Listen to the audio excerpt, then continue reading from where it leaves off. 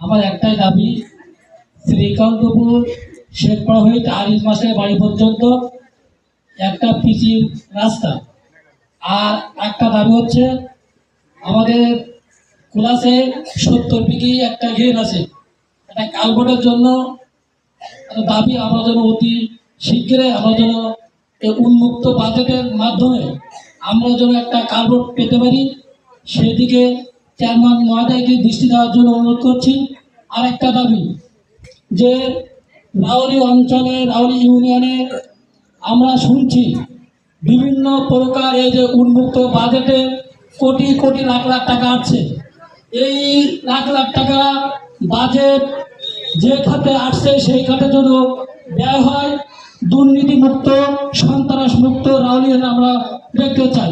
আমরা এখানে লিখছি উন্মুক্ত বাজেট সভা। এই বাজেট সভা এখানে শেষ হয়ে যাবে। আমরা চাই বাস্তবে 17 বছর যা হয়েছে তা হয়েছে। আমরা চাই না রাউলি ইউনিয়নে কোনো প্রকার দুর্নীতি দুঃশাসন কেউ চলুক।